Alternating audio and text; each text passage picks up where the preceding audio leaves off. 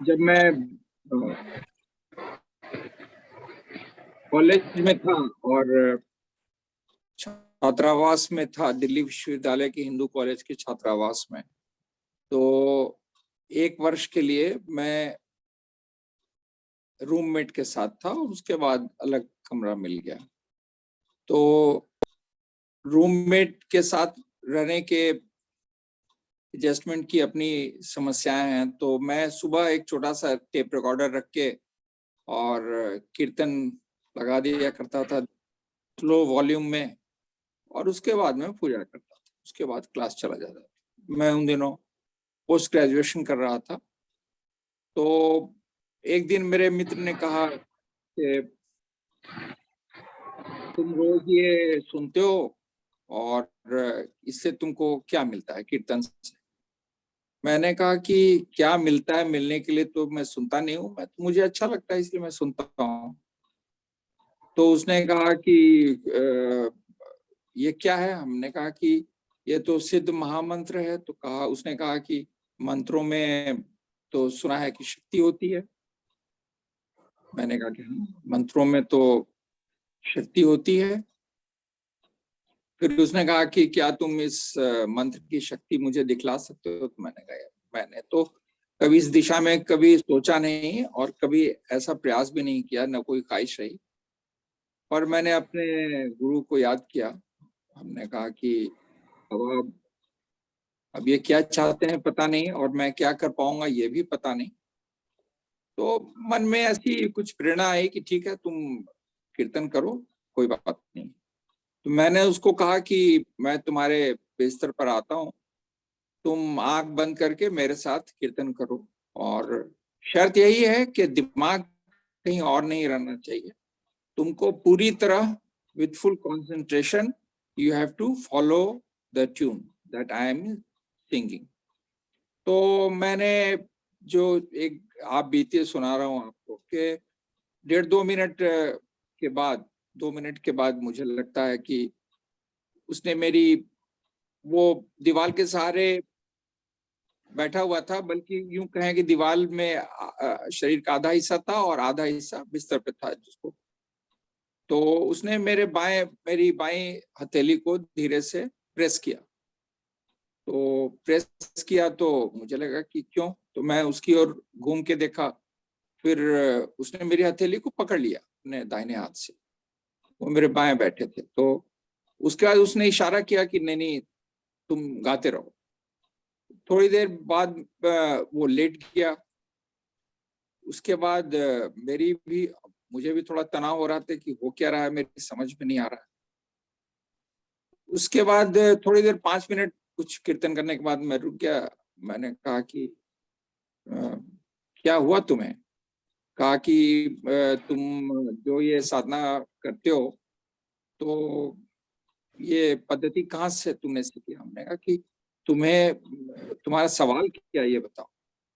तो कहा कि मैं भी ये सीखना चाहता हूँ। हमने कहा वो तो ठीक है, तुम साधना इनिशिएशन लेना चाहते हो वो ठीक है, लेकिन आखिर इस 5 मिनट में ऐसा क्या हुआ कि तुम कुछ बताओ, मुझे भी समझाओ, मैं भी कुछ समझने की कोशिश करूँ। तो उसने कहा कि जब तुमने शुरू किया कीर्तन, तो एक 1.5-2 मिनट के आसपास मेरा मन जब कंसंट्रेट हो गया, तो मेरी आंख अपने आप बंद हो गई और मुझे लगा कि मेरा शरीर इस बिस्तर से उठ रहा है। तो थोड़ा सा मैं भयभीत भी हो गया कि उठ के कहीं छत पे न चला टिक जाए।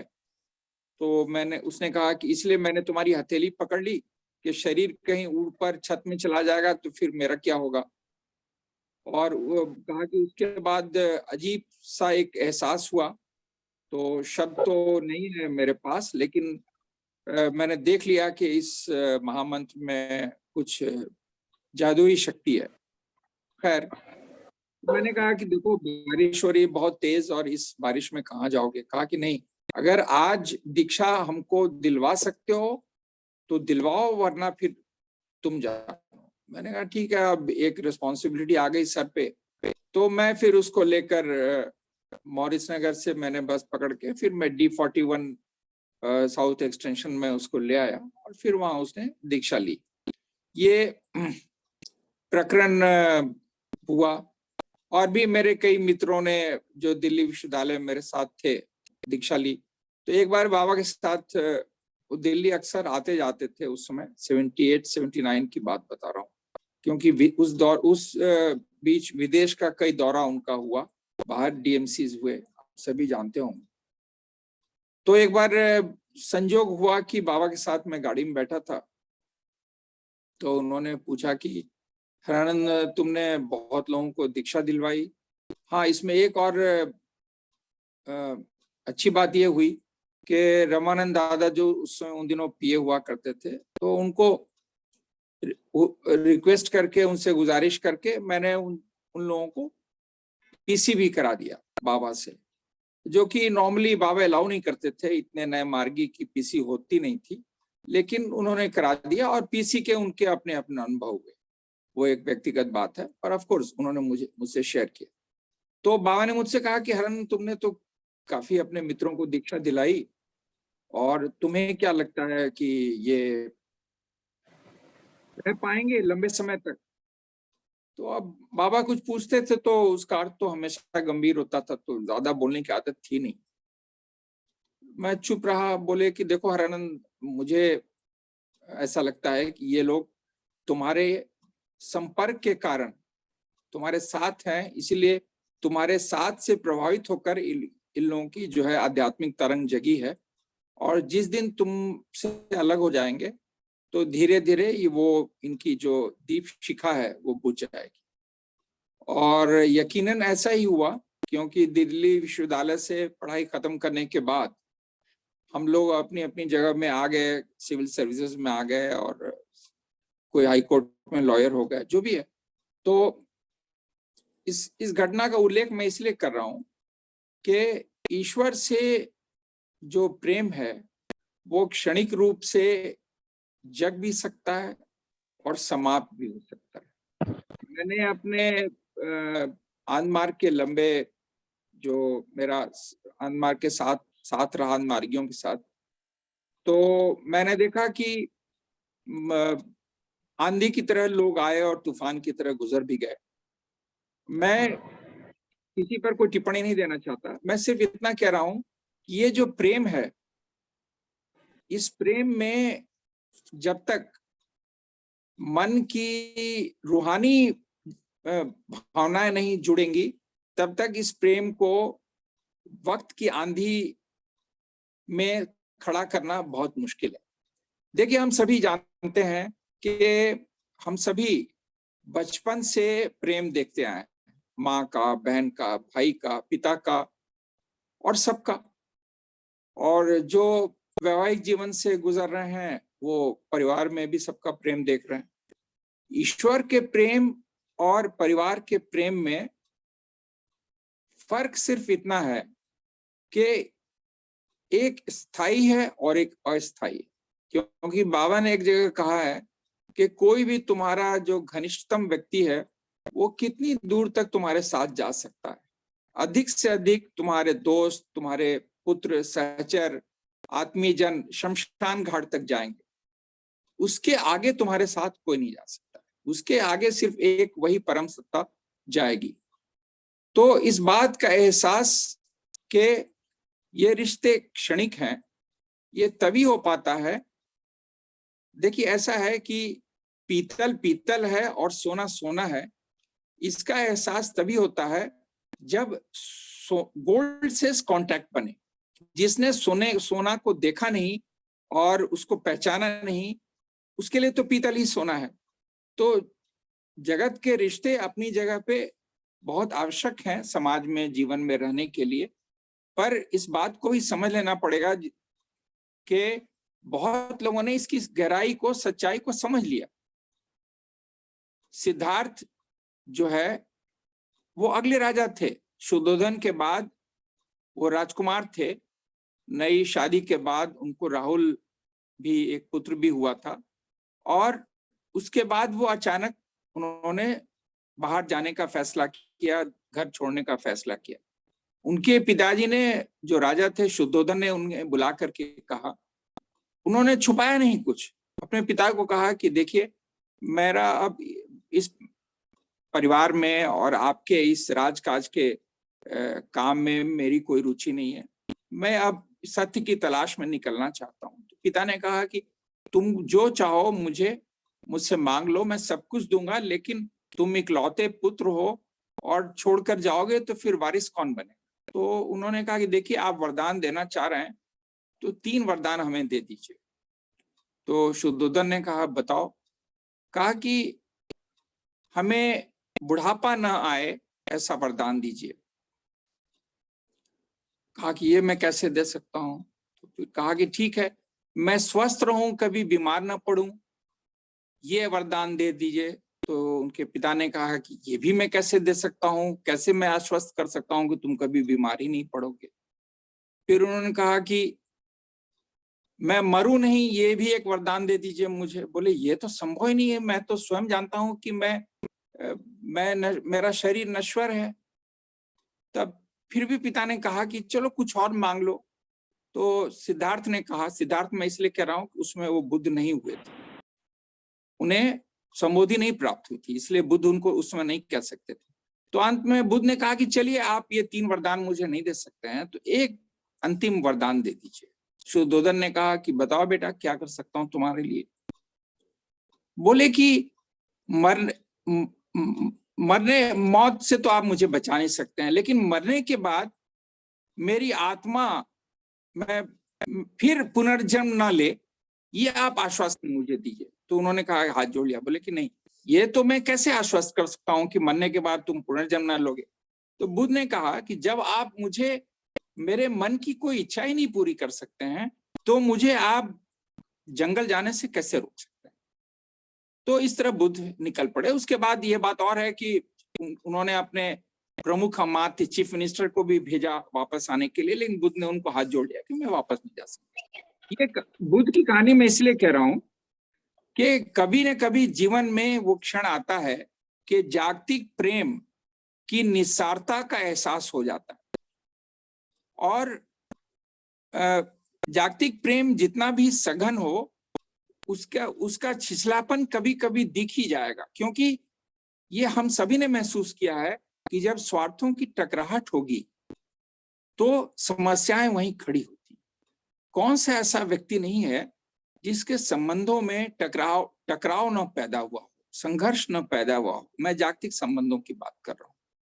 तो ये इसलिए होता है कि आपसी स्वार्थ टकराते हैं, हमें किसी से कोई उम्मीद है, वो पूरी नहीं हो पाई तो हम निराश हो जाते हैं, और फिर हम सोचते हैं कि अरे ये तो मेरा ऐसे ही है, मतलब मेरा सही ये जीवन साथी नहीं है, सही दोस्त नहीं है, सही रिश्तेदार नहीं है। तो जीवन में किसी न किसी मोड़ पर आदमी का भरोसा इन जागतिक रिश्तों से धीरे धीरे उठने लगता है, और आदमी अंदर की ओर देखता है कि जब कोई मेरा साथ नहीं दे रहा है तो फिर मैं क्या करूं। अब जैसे कोई सीधी सी बात है कि किसी को 104 बुखार हो जाए और शरीर कांपता रहे, तो उस समय उसकी पीड़ा को, उसकी शारीरिक और मानसिक पीड़ा को उसे स्वयं ढोना पड़ेगा। जैसे अंग्रेजी में एक मैक्सिम है कि one has to bear his own cross. आदमी को सलीब अपने गले में ही टांग के जीना पड़ता है, दूसरा आदमी उस पीड़ा को नहीं ढो सकता है। तो इसलिए जो जीवन में गंभीर पल आते हैं उसमें एहसास हो जाता है कि मेरा साथ देने वाला सिर्फ ईश्वर ही है। और हम सभी ने देखा है कि संकट की जो अंतिम घड़ी होती है उसमें आदमी हाथ उठा लेता है ऊपर। डॉक्टर भी कहता है कि अब आप ईश्वर से प्रार्थना करिए, मंदिर में जाइए, क्योंकि मुझे जितना करना था मैंने कर लिया।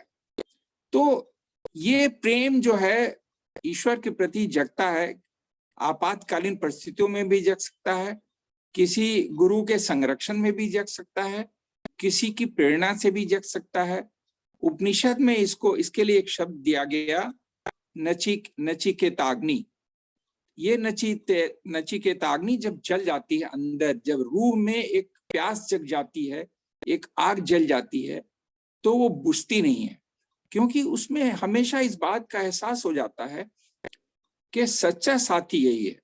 आप देखें प्रभात संगीत आप सभी गाते हैं, प्रभात संगीत में इस आशय के सैकड़ों गीत हैं और ये एक दिन में नहीं होता है। कोई ये जो बात अभी उठ रही है कि प्रेम को कैसे घनीभूत किया जाए, उसमें कैसे गहराई उसकी बढ़े, उसकी गहराई धीरे धीरे बढ़ेगी। जो बाबा ने गीत 1048 में कहा है कि तुमसे मेरा परिचय हुआ और धीरे धीरे वो परिचय प्रेम में बदला, धीरे धीरे क्रमशः शब्द का प्रयोग उन्होंने किया। तो ये प्रेम का भी जो विकास है वो क्रमिक विकास होता है। जैसे एक बच्चा किशोरावस्था में आया, फिर प्रौढ़ावस्था में, यौनावस्था में, वृद्धावस्था में, तो प्रेम की भी अवस्थाएं होती। तो इसलिए ये आवश्यक है कि ईश्वर के प्रेम को बनाए रखने के लिए मैं इस शब्द का प्रयोग इसलिए कर रहा हूं कि जगत की आंधी में आदमी अक्सर ईश्वर को भूल जाता है। किसी चीज से प्रेम हो गया, जैसे बाबा ने कहा कि देखो जी, दुनिया की हर चीज एक दूसरे को खींच रही है और वही आकर्षण इस दुनिया को बांध कर रखे हुए है। हम सभी जानते हैं कि इस महाशून्य में लाखों करोड़ों अरबों चांद सितारे महाशून्य में घूम रहे हैं, कोई आधार नहीं है उनका। मैं जैसे कुर्सी पर बैठा हूं और मेरी कुर्सी जमीन पर टिकी है, तो ये जो निहारिकाएं हैं, स्वयं हमारी धरती जिस पर हम बैठे हैं, ये भी एक महाशून्य में घूम रही है। एक चुंबकीय शक्ति है जो एक दूसरे को समेटकर बांध कर एक सिम्फनी में, एक हारमोनी में रखी हुई है। हारमोनी इसलिए कि सब अपनी अपनी दूरी बनाए हुए हैं एक दूसरे से, एक दूसरे के इर्द गिर्द घूम भी रहे हैं और टकरा भी नहीं रहे हैं। इतने करीब भी नहीं जा रहे हैं कि कोलिजन हो जाए और इतने दूर भी नहीं जा रहे हैं कि चुंबकीय शक्ति से दूर चले गए तो फिर जैसे उल्कापात होता है, अगर चुंबकीय शक्ति खत्म हो गई तो कैसे मिटियोर गिर जाता है धरती पर, तो वो फेंका, आप इस कॉस्मिक सिस्टम से बाहर चले जाइएगा, वो फिर डस्टबिन में, कॉस्मोस का डस्टबिन है, उसमें करोड़ों इस तरह के तारे पड़े रहते हैं, उल्का मिटियोर्स पड़े रहते हैं। खैर, संक्षेप में मैं इतना ही कहना चाहता हूं कि ईश्वर को बनाए रखने के लिए ईश्वर को हमेशा याद रखना पड़ेगा और इसी प्रक्रिया के लिए साधना की पद्धति दी गई, कीर्तन की दी गई, भजन की दी गई, सत्संग की दी गई, स्वाध्याय की दी गई। ये सारी चीजें जो बताई गई बाबा के द्वारा चर्याचर्य में और अन्य जगहों पर, वो इसलिए बताई गई कि कोई भी दिया आप जलाइएगा प्यार का तो उसकी बाती को देखना पड़ेगा, उसमें घी या तेल डालना पड़ेगा और इसके साथ साथ उसकी लौ बुझे नहीं, इसलिए हवाओं से उसको बचा कर रखना पड़ेगा। अब ये हवाएं जो हैं जगत की, ये ईश्वर के उस प्यार के दीप को बुझाने की हमेशा कोशिश करेंगे, हमेशा करेंगे। कई बार ऐसा होगा, ईश्वर तो देखिए मौन का सहचर है, चुपचाप साथ चलता है, तो कई बार ऐसा होगा कि अरे हमने इतना याद किया, संकट में तुम्हें याद किया, संकट मोचन हो तुम, फिर भी देखो मेरे साथ यही गुजर गया, यही हो गया मेरे साथ। तो क्या हम ईश्वर की परीक्षा लेने के लिए बैठे हैं? क्या हम इन्हीं शर्तों पे ईश्वर से प्रेम करने चले थे कि हम आईएएस बन जाएंगे तो हम प्रेम करेंगे और हमको जॉब अच्छा नहीं मिला तो ऐसी की तैसी? तो बाबा कहते हैं कि अगर व्यापार करना है तो ईश्वर की आवश्यकता नहीं है।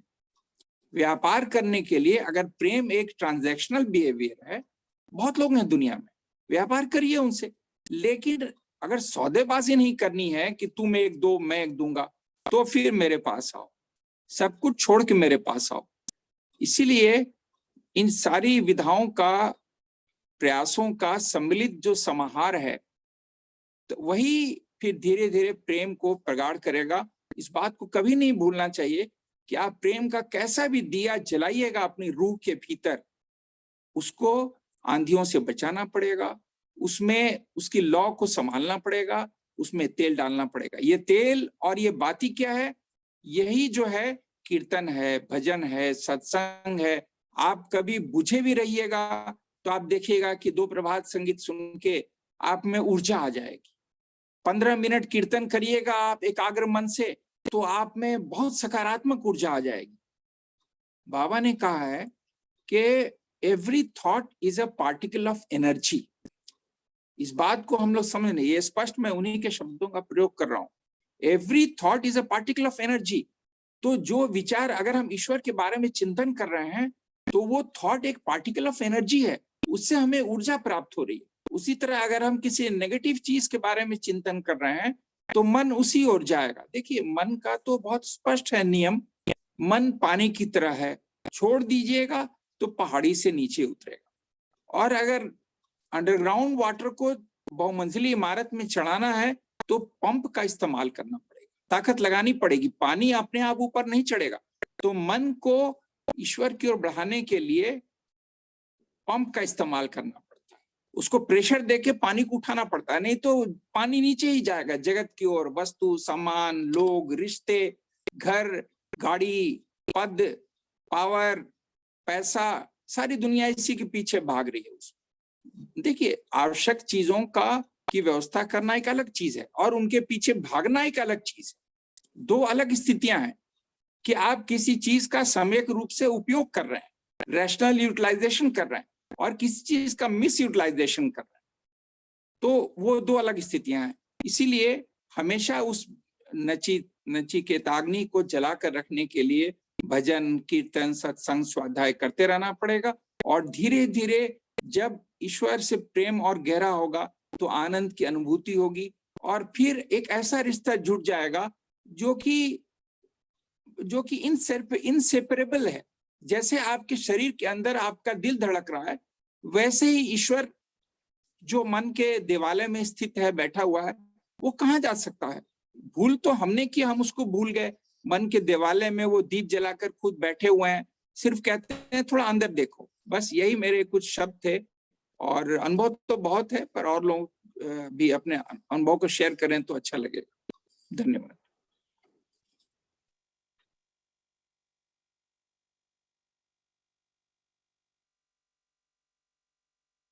लोकेश जी।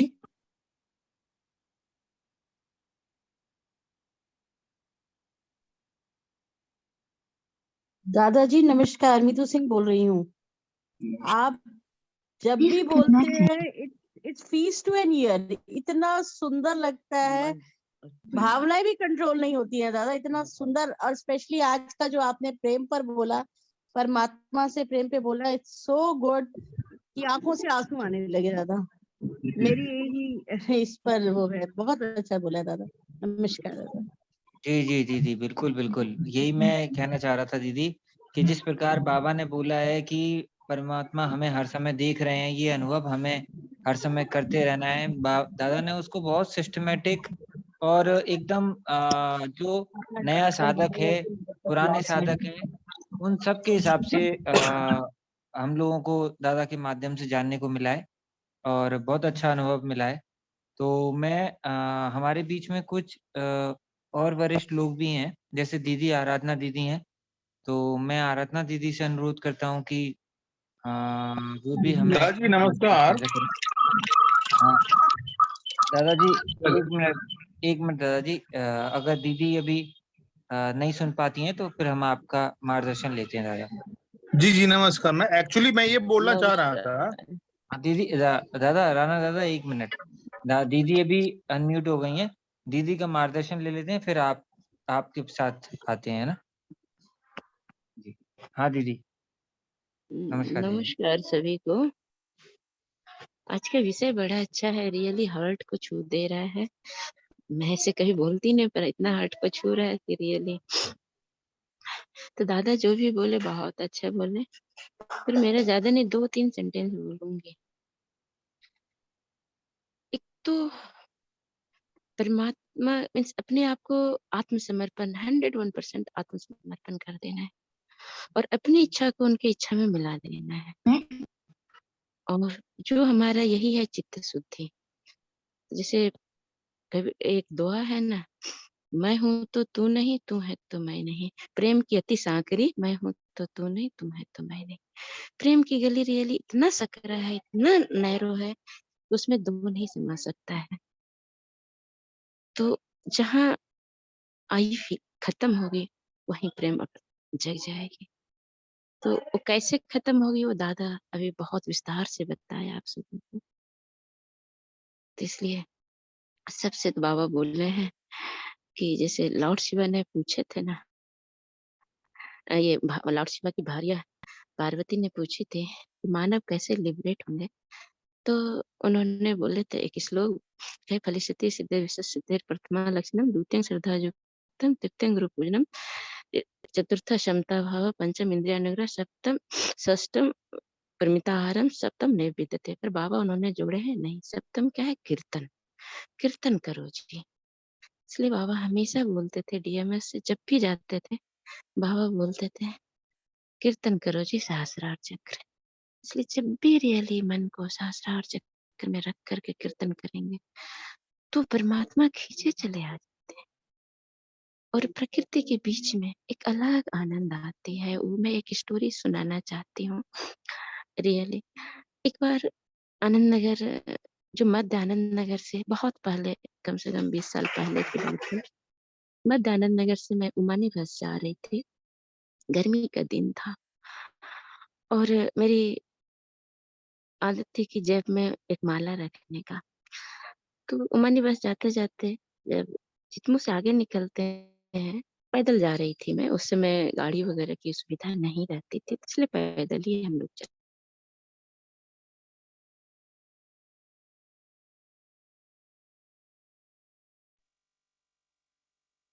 तो दो तरफ क्या हो गई, मेरी आवाज जा रही है?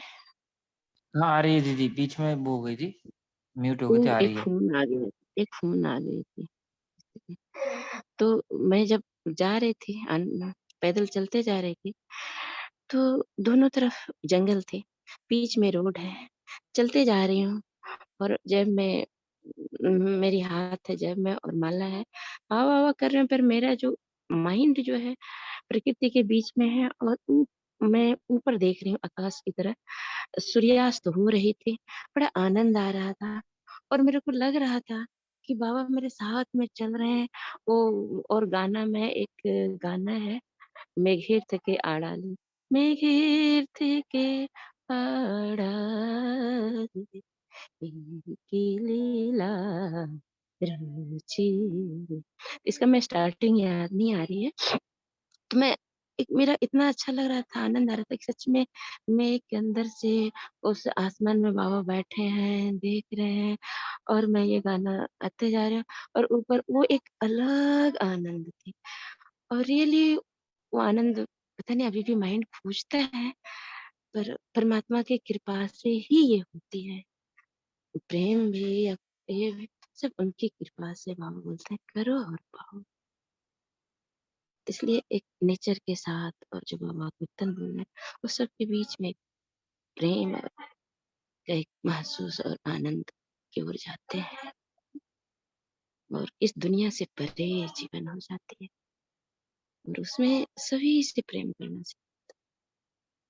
उसमें इतने ऐसे तो बहुत है बोलने का और बोलेंगे नहीं, कह करके अपने वाणी को विराम करती हूँ।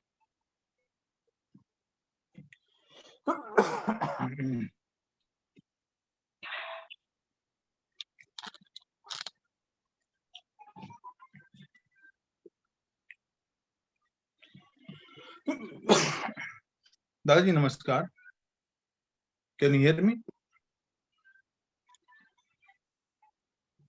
Hello ji ji can anybody hear me? जी दादा, हम सब सुन पा रहे हैं आपको। हाँ जी जी दीदी धन्यवाद दीदी। हाँ दीदी की नमस्कार आवाज, लोकेश दादा। हाँ नमस्कार। नमस्कार। आवाज म्यूट हो गई दीदी की शायद। मेरी आवाज आ रही है लोकेश दादा जी आपको? जी दादा, आ रही है आपकी आवाज। जी जी धन्यवाद धन्यवाद। दीदी का आवाज नहीं आ रही है। दीदी ने एक्चुअली अपनी वाणी को विराम दे दिया है, तो इसलिए मैंने अच्छा सोचा अच्छा कि अच्छा, मैं भी अपनी बातों को रख दूं। जी दादा बिल्कुल। दीदी ने बहुत अच्छा जी धन्यवाद। अपना अनुभव साझा किया। जो जितने जी जी सीनियर लोग हमारे साथ में हैं, उनका उनका स्वाभाविक अनुभव ही ज्यादा होता है और जो अध्यात्म के संपर्क में है, बाबा के संपर्क में है, तो बहुत सारी चीजें उनसे जानने को हमें मिलती हैं। बहुत सुंदर दीदी आपने बताया। दादाजी हाँ, आपका आगे बताइए दादा। जी धन्यवाद। नमस्कार सभी भाई बहनों को। बाबा नाम केवलम कीर्तन महामंत्र के विषय में चर्चा हो रही थी, तो मैंने सोचा कि मैं भी अपने कहानी यहाँ पर रखूं। मैं यहाँ मौजूद सभी लोगों को धन्यवाद देना चाहूंगा। आप लोगों ने मुझे बोलने का मौका दिया, उसके लिए आप सभी को कोटि कोटि नमस्कार। हालांकि बचपन से ही मुझे हमेशा बाबा का सपना आया करता था, लेकिन कभी भी मुझे ये एहसास नहीं हुआ था कि वाकई में ये रियल है या कुछ बस ऐसे ही सपने में आता है। रियलिटी में जब हुआ, वो वाक्य मैं आप लोगों के साथ डिस्कस करना चाहता हूँ, आप लोगों को बताना चाहता हूँ। ये वाक्य महज 1 साल पहले 2022 का है, जब हजारीबाग में जो है कि भुक्ति प्रधान इलेक्शन के लिए जो है कि इलेक्शन का डेट आने वाला था। उसके ठीक 6 महीना पहले आप लोगों को ज्ञात होगा कि हजारीबाग में बहुत ही ज्यादा जो है कि सर्विस रिलेटेड वर्क हुआ करता था, अभी भी होता है। 1 साल पहले कोविड के समय में हम सभी भाई बहन लोग, कोई बैंगलोर से, कोई मुंबई से, कोई हैदराबाद से, सब लोग घर गए हुए थे, तो हम लोग मिलजुल करके ये बाबा का काम करते थे इस तरह से।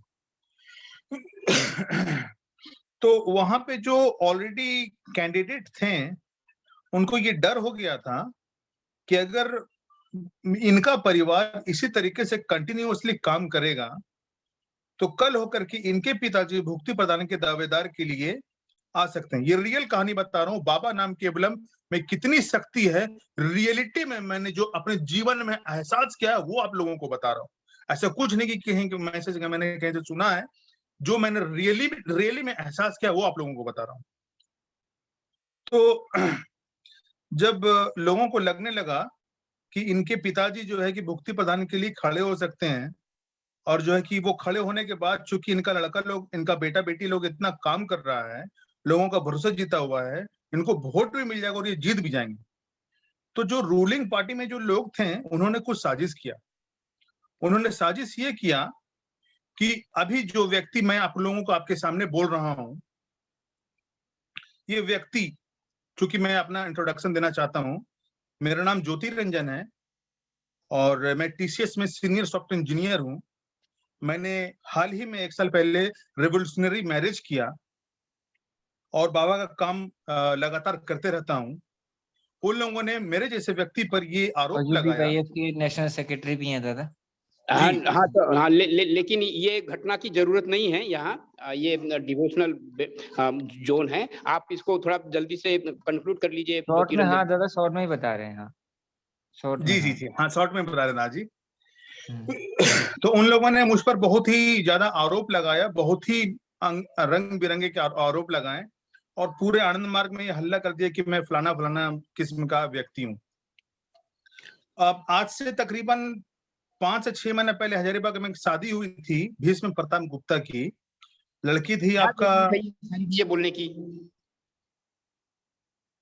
हेलो, आप अपने आप को कंट्रोल कर लीजिए, ये पर्सनल चीजें रहने दीजिए, आप विषय की ओर आने दीजिए। जी जी जी, कंटिन्यू कर दादा जी। नहीं, आप इसको रोक दीजिए, अच्छा रहेगा। ओके ओके, थैंक यू दादा जी। नहीं, ये अगर उस पॉइंट की तरफ ला रहे होंगे, जो पॉइंट आज का टॉपिक है, तो उसकी तरफ ला के उसको कंक्लूड कर दीजिए। दादा जी का परमिशन नहीं है, पता नहीं क्यों, इस वजह से मैं अपनी वाणी को विराम देना चाहता हूँ। आप कंटिन्यू करें किन्हीं और व्यक्ति के साथ। धन्यवाद, नमस्कार।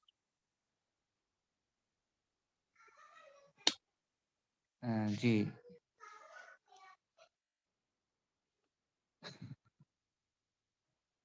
हमारे बीच में अभी प्रियतोषन दादाजी हैं, तो हम प्रियतोषन दादा से अनुरोध करते हैं कि वो इस टॉपिक पे थोड़ा सा एनालिसिस करके अपना एनालिटिकल जो चीज है, जिस प्रकार से हम परम पुरुष को पाने के लिए एक स्पष्ट करके अपने आप को, मन को कैसे समझाएं, कैसे क्लियर करें, उस दृष्टिकोण में दादा हमारे सामने कुछ बातें मार्गदर्शन करेंगे हमें। जी दादाजी।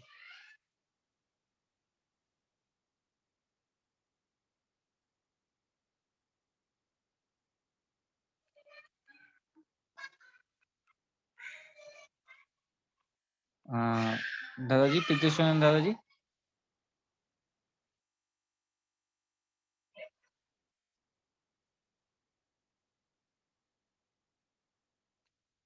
हाँ, प्रियतोषानंद दादा शब्द आ रहे हैं? मेरी आवाज आ रही? हाँ, आवाज आ रही है दादाजी। ओके, तो मैं वही सब लोगों को धन्यवाद अदा करते हुए, और विशेष रूप से हरानंद दादा ने जो सुंदर अपना अनुभव, और अन्य लोगों ने भी जब अपना अनुभव जो शेयर किया, इसके लिए धन्यवाद देते हुए, आज का जो विषय है, इस विषय के माध्यम से मैंने कुछ नया लोगों को इनवाइट किया। वे लोग कुछ गाइडलाइन लेना चाह रहे हैं, वो गाइडलाइन मैं थोड़ा देना चाह रहा हूं इस विषय के माध्यम से। तो ये जो विषय है डिवोशन, डिवोशन टुवर्ड्स परम पुरुष।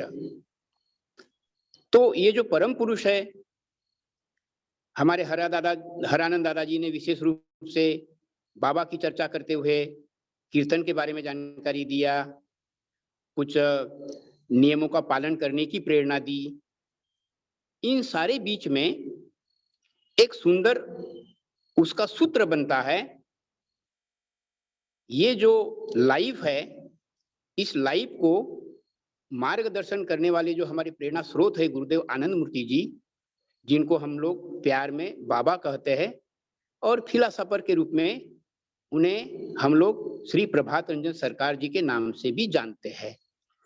तो इन्होंने लाइफ को समझाने के लिए एक सुंदर सूत्र दिया है, मॉरलिटी इज द बेस, परम पुरुष is our goal, and meditation means Sadhana is a way of life. इस सूत्र के माध्यम से अब कुछ चीजें स्पष्ट होना मांगता है। तो परम पुरुष, व्हाट इज परम पुरुष? बहुत सारे लोग तो अज्ञानतावश परम पुरुष को नकारते भी है। वेस्टर्न कंट्री में तो कॉन्सेप्ट ही एकदम क्लियर नहीं है, लेकिन हमारे भारतवर्ष में भी डागमा के माध्यम से परमात्मा को कंफ्यूजन रूप में प्रेजेंट करते हैं। ऐसे ही परिस्थिति में मैंने आज एक छोटा सा ये इस विषय के माध्यम से सार जानकारी देने के लिए एक मैटर शेयर करने के लिए तैयार किया हूं। वही विशेष रूप से नया लोगों के बीच में उसको शेयर करने जा रहा हूं। तो गॉड मतलब परम पुरुष, जिसको कि संस्कृत की भाषा में समझने के लिए आसान होता है, इसलिए वो शब्द मैं इस्तेमाल कर रहा हूं, ब्रह्म। तो ये जो ब्रह्म है, यही आदि सत्ता है, कॉजल फैक्टर है। और ये संसार जब पैदा नहीं हुआ था तब भी वो कॉजल फैक्टर थे, और वो अंतर्यामित्व के रूप में भी थे, सर्वशक्तिमान रूप में भी थे, और सर्वव्यापी रूप में भी थे, परंतु एक्सप्रेस नहीं थे। तो चूंकि वो एक्सप्रेस वे में नहीं थे, इसीलिए उन्होंने सोचा मैं ऑल पावरफुल हूं लेकिन अकेला हूं। तो सोचा एकोहम बहुश्यामी, I am one let me be many. और वो अकेली सत्ता अनेकता में रूपांतरित हुई। तो that is called metamorphosis in the philosophy. तो जो सृष्टि का निर्माण हुआ है,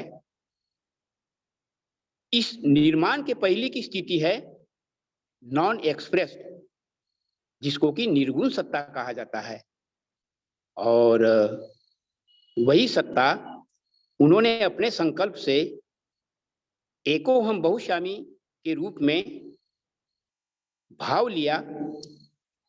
तो उस भावना का ही रिजल्ट हुआ कि हम उस एक सत्ता से अनेकता में रूपांतरित हुए। इस दृष्टि से इसको वैज्ञानिक दृष्टिकोण से बोला जा सकता है वो जो ब्रह्म सत्ता है वो सुप्रीम एनर्जी के रूप में थी, सुप्रीम एनर्जी के रूप में है, और वही सुप्रीम कॉन्शसनेस भी है, चरम चेतना भी है। तो उनमें चरम चेतना है, इसलिए वो सुप्रीम कॉन्शसनेस है। उसको मैक्रोकाजम भी कहा जा सकता है, और हम लोग जो है माइक्रोकाजम, अणु, जीव। तो एक से ही तो अनेक हो चुके हैं।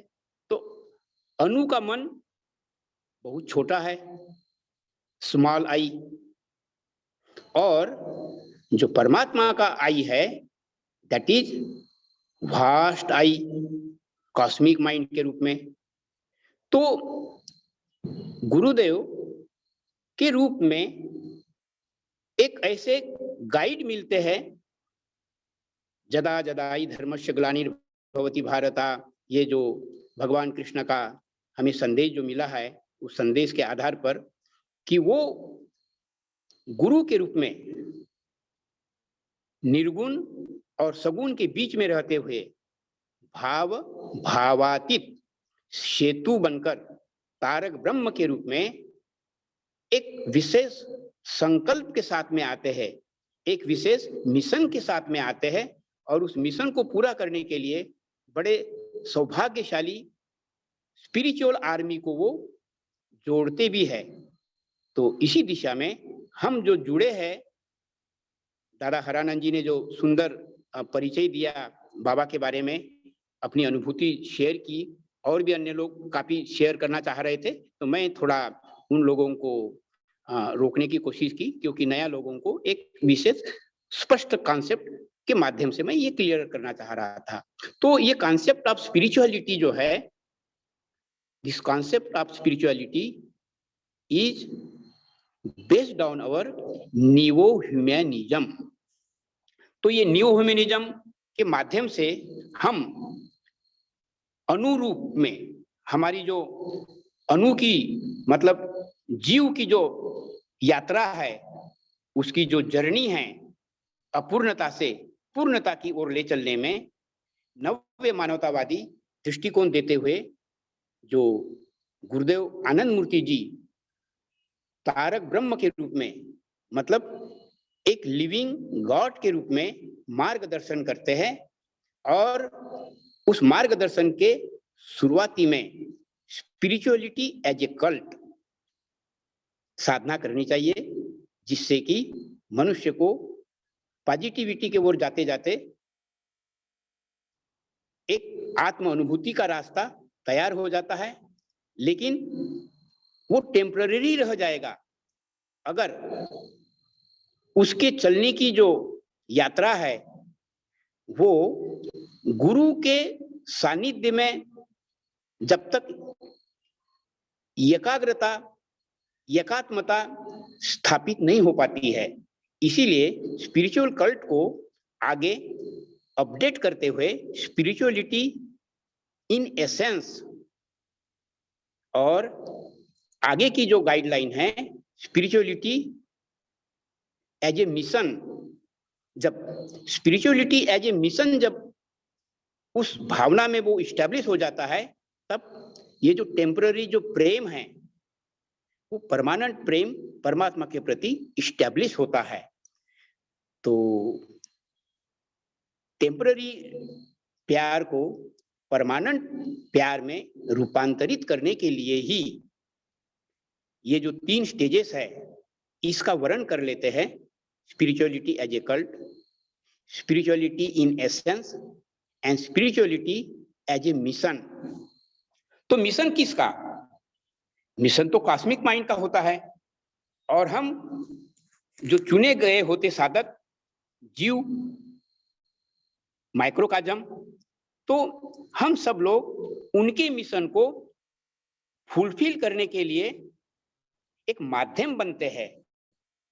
जैसा कि महाभारत भी इसी तरह से एक जानकारी प्रदान करता है, शिव की शिक्षा भी उसी तरह से उसी दिशा में प्रेरित करती है। तो इस प्रेम को प्रगाढ़ बनाने के लिए आगे हमारे जो प्रेरणा स्रोत है बाबा कहते हैं कि तुम्हारा मैं ये जो तुम्हारा मैं है, ये छोटा मैं कुंठा के कारण जीव के रूप में, इस जीव की परिभाषा में है पाशबद्धे भवेत जीव, पाशबद्धे भवेत जीव, पाश मुक्त भवेत शिव। तो जो मैं एक इंडिविजुअल लेवल पर अणुजीव के रूप में हम कहते हैं, तो यही जीव की लिमिटेशन है। तो ये जीव की लिमिटेशन छोटे आई के रूप में है। तो ये छोटा आई और जिन्होंने बनाया इस संसार को, जिसके मन के भीतर में हम सब लोग हैं, उसका आई बृहद है, इनफाइनाइट है। ये जो इनफाइनाइट बिग आई है, इस बिग आई के साथ में ये जो हमारा स्मॉल आई है, इसको एकात्मता प्रदान करने के लिए उन्होंने सूत्र भी दिया है, धर्मस्य तत्वम निहितम गुहायाम। गुहा मतलब मेरा मैंपन। तो जब तक मैं ये जो इंडिविजुअल हम अपनी चर्चा करते रहते हैं, तब तक हम अपने आप में ही बंधे रहते हैं। यही मैं परम पुरुष के मैं के साथ में जितना नजदीक जाएगा, उस अनुपात में परमात्मा के प्रति प्रेम की मात्रा बढ़ती चली जाएगी। तो ये जो परमात्मा के साथ में प्रेम रिश्ता बनाने के लिए जो ये मेरा छोटा आई है, इस छोटे आई का जो दायरा है वो done I do and I exist, मैंने किया, मैं करता हूं, इस तरह की भावनाओं के कारण अहंकार उसमें डोमिनेट रहता है। और जब तक अहंकार रहता है, तब तक परमात्मा का जो रियल प्रेम है उसमें एक दूरी रह जाती है। तो इस दूरी को दूर करने के लिए ही स्पिरिचुअलिटी एज ए एसेंस के अंतर्गत गुरुदेव बाबा आनंद मूर्ति जी ने उसमें परिपक्वता साधक लोगों में लाने के लिए उन्होंने 16 पॉइंट दिया है। तो 16 पॉइंट क्या है? जो लोग आनंद मार्ग से जुड़ चुके हैं वे लोग करीब करीब जानते हैं, जो नए लोग हैं उन लोगों के लिए ये चीज अलग से जानकारी करना आवश्यक है। तो 16 पॉइंट का मतलब होता है कि डूज एंड डोंट्स, जो नहीं करना चाहिए उसको अपने इच्छा शक्ति के बल पर यम नियम का पालन करते हुए उसमें परिपक्वता लावे। जैसे आसन, कौशिकी, तांडव, उपवास, ये मेल लोगों के लिए है, और फीमेल लोगों के लिए आसन, कौशिकी और उपवास। इसके अलावा यम नियम का जो विशेष रूप से पालन है, इस अभ्यास के माध्यम से हम स्पिरिचुअलिटी इन एसेंस, उसमें परमात्मा की जो अनुभूति है वो आना शुरू हो जाता है। और उसी के आधार पर आगे गुरुदेव जो आते हैं तारक ब्रह्म के रूप में, तो वो मात्र सीमित लोगों को ही प्रेरणा नहीं, सीमित लोगों के लिए ही प्रेम नहीं, सर्वत्र सुखिना भवन्तु, सर्वे सन्तु निरामया, सर्वे भद्राणि पश्यन्तु, हाँ कश्चित् दुःखम् आपनुयात्, ऐसे भावना के साथ एक सुंदर परिवेश व्यक्तिगत लाइफ में भी और सामूहिक लाइफ में भी इस्टेब्लिश करने के संकल्प के साथ में वो आते हैं। इसीलिए गुरुदेव बाबा आनंद मूर्ति जी का जो संकल्प है, लॉर्ड शिव के बाद, लॉर्ड कृष्ण के बाद आज आनंद मूर्ति जी के रूप में जो हमें प्राप्त हुए हैं, तो आनंद की जो मात्रा है, प्रेम की जो मात्रा है, उसको बढ़ाने का सीक्रेट वही स्पिरिचुअलिटी एज ए मिशन, अर्थात परमात्मा का जो उद्देश्य है, परमात्मा का जो मिशन है, परमात्मा जो संकल्प लेकर के आए हैं, उसको इस्टेब्लिश करने के क्रम में हम उनके इसके उस मिशन में हम अपना कितना योगदान दे पाते हैं, उसके आधार पर वो प्रेम की जो मात्रा है वो बढ़ती जाती है, और हम जितना प्रेम उस परम पुरुष को देते हैं, उसी के बदले में, उसी का जो रिफ्लेक्शन है, हम उस अनुभव को अनुभवित कर सकते हैं। तो वो ये जो रास्ता है, बड़ा अच्छा ही कहा अभी हमारे पिछले कुछ वक्ता लोगों ने, लाली मेरे लाल की जीत देके तीत लाल, लाली देखन मई गई और मैं भी हो गई लाल। अर्थात ये जो मेरा छोटा आई है, ये छोटा आई समझने के क्रम में, इस संसार को जिन्होंने निर्माण किया है, जो इस संसार का मालिक है, उसको समझने के क्रम में जब आगे बढ़ता है, तो गुरु की कृपा से वही उसमें इस्टेब्लिश हो जाता है, और वो इस्टेब्लिश जब हो जाता है, तब पूर्ण आनंद की स्थिति प्राप्त होती है। लेकिन इस पूर्ण आनंद की स्थिति को भी प्राप्त करने के लिए बीच में जो हमारी एक दीदी जी थी, उन्होंने प्रयास किया कि शिव की जो सीक्रेट्स है, 7 सीक्रेट्स, उसके माध्यम से समझाने के लिए। तो बीच में वो दीदी का कनेक्शन पता नहीं डिस्टर्ब हो गया, तो मैं उसको थोड़ा सा और स्पष्ट करना चाहूंगा। तो पार्वती शिव को पूछती है कि भगवान, आप तो महासमुद्र है, साधारण आदमी आपको कैसे समझ पाएगा? तो उसी क्वेश्चनों का जो आंसर है, अर्थात इस परिप्रश्नों का ही आंसर देने के क्रम में शिव जी ने हम साधक लोगों के लिए एक ऐतिहासिक मार्गदर्शन दिया है, और वही है सिद्धिर विश्वास प्रथम लक्षणम, द्वितीय गुरु पूजनम, तृतीय विश्वास प्रथम सिद्धि लक्षणम, द्वितीय श्रद्धा युक्तम, तृतीय गुरु पूजनम, चतुर्थ समता भाव, पंचम इंद्रिय निग्रह, षष्टम प्रमिताहार। भोजन कैसे करना चाहिए?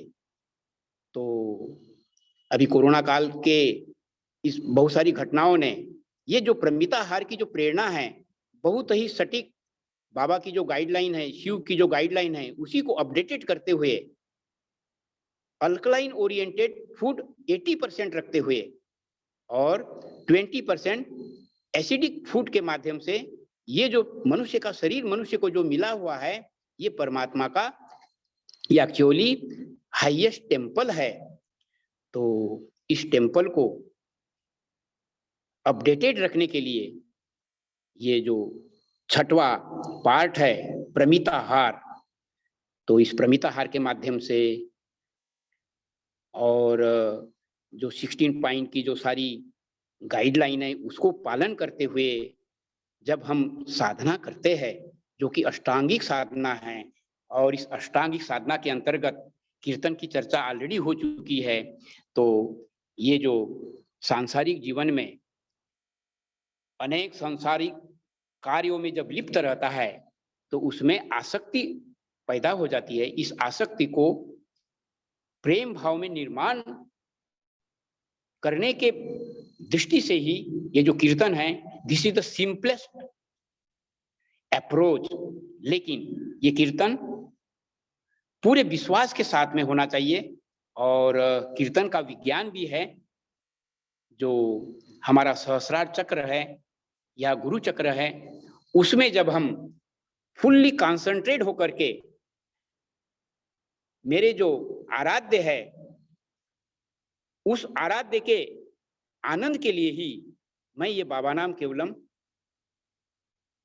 पूरी भावना के साथ में जब गाते हैं, तो उसमें समर्पित भावना आ जाती है, और उस समर्पित भावना के माध्यम से हम अपने आप को ये समझने में मदद पाते हैं कि नहीं नहीं, ये मैं छोटा आई नहीं हूं, मैं उस बड़े आई का ही एक छोटा रूप हूं। तो छोटे आई को बड़े आई में डाइल्यूट करने में ये कीर्तन बहुत ही मदद करता है। और इस भावना के साथ में कीर्तन करने के बाद जब हम लोग अष्टांग साधना के जो सारे लेसन्स है, उसको जब हम अभ्यास में नियम पूर्वक कमिटमेंट के साथ में करते हैं तो एक नया व्यक्तित्व तैयार हो जाता है। और वो जो नया व्यक्तित्व तैयार होता है, आज के इस विषय के माध्यम से क्या लाभ होगा, ऐसा एक क्वेश्चन निर्माण किया हुआ है इस विषय को देने वाले ने। तो साधना के द्वारा परम पुरुष के साथ में प्रेम करने के माध्यम से मुझे क्या मिलेगा? हाँ, मुझे व्यक्तिगत जीवन में शांति का सोपान भी मिलेगा, और सामाजिक जीवन में हम जो रह रहे हैं, तो सामाजिक जीवन में आज अनफॉर्चुनेटली बहुत ही आज की जो समस्याएं हैं विकराल रूप धारण किए हैं। आज के पेपर में भी आप लोगों ने पढ़ा होगा, आज के न्यूज में अपडेटेड हुआ है कि उथल पुथल है सारी दुनिया में, आर्थिक दृष्टि से, सामाजिक दृष्टि से, राजनीतिक दृष्टि से। सारे विश्व की जो एक सुंदर हार्मोनी बननी चाहिए, उसके अभाव में बहुत उथल पुथल है। इस उथल पुथल को ही विश्व हमारा, धरती अपनी, विश्व पिता के लाल नया संसार बसाएंगे, ऐसे संकल्प के साथ में जो गुरुदेव बाबा आनंद मूर्ति जी आए हुए हैं, इस संकल्प के साथ में हम जब जोड़ते हैं और उसकी जो मात्रा है उसमें जब हम इस्टेब्लिश होते हैं, तो वही परमात्मा का मिशन, साधक का मिशन बन जाता है। That is spirituality as a mission जब हो जाता है, तो वो जो प्रेम की मात्रा है, वो प्रेम की मात्रा, उसका भाव बदल के बस परम पुरुष तुम ही खुश रहो, तुम्हारे खुशी के लिए ही मैं सारा कार्य करता हूं, ऐसी भावना जब जागृत हो जाती है, और उस भावना के माध्यम से ही, उस भावना को डेवलप करने के क्रम में ही वो जो व्यक्तिगत आनंद मिलता है, वही आनंद मनुष्य को, मतलब आध्यात्मिक साधक को अपूर्णता से पूर्णता की ओर ले चलने में मदद भी करता है। और ऐसा व्यक्तित्व, उस व्यक्तित्व का नाम है सद्विप्र। तो आज सद्विप्र, तो जिन्होंने ये जो शब्द दिया है, जिसके लिए उनको जेल में भी जाना पड़ा था प्रसंगवत, ये एक ऐतिहासिक घटना है। इसी घटना को मैं शेयर करते हुए बहुत शॉर्टकट कंक्लूड करना चाह रहा हूं कि बाबा ने चूंकि सब्जेक्टिव अप्रोच और ऑब्जेक्टिव एडजस्टमेंट, इस फार्मूले के तहत एक सुंदर समाज बनाकर एक सुंदर समाज की स्थापना की, संकल्प भावना के साथ जब ये जानकारी ब्लूप्रिंट के रूप में, ईश्वर केंद्रित दर्शन के रूप में जब दी, तो जो जड़ केंद्रित, स्वार्थ केंद्रित या डागमा केंद्रित भावना के जो लोग थे, उन्होंने बहुत ही गलत समझते हुए बाबा को जेल में भी रखा। तो उस क्रम में जो विद्वान लोग थे दुनिया के, इवन जज साहब को भी समझने का मौका मिला कि ये जो गुरुदेव है, ये गुरुदेव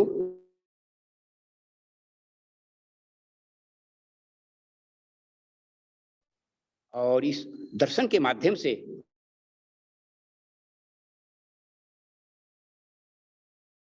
के लिए नेतृत्व, जो कि हर व्यक्ति उसको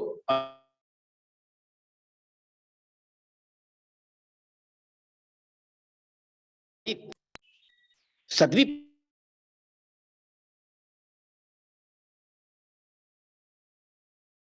एलिवेटेड होते हुए सारे से शूद्र, क्षत्रिय, विप्र और वैश्य, इस वर्णों से ऊपर आकर परम पुरुष का जो मिशन है,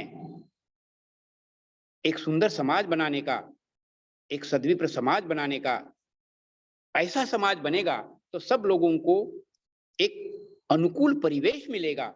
उस अनुकूल परिवेश में हर व्यक्ति व्यक्तिगत जीवन में भी अनुभव महसूस करेगा आनंद का, और वो आनंद का अनुभव उसमें इस्टेब्लिश होने के लिए उन्होंने अभी जो हम लोग आरयू के प्लेटफॉर्म से 25 जनवरी को जो मनाया, जिसमें कि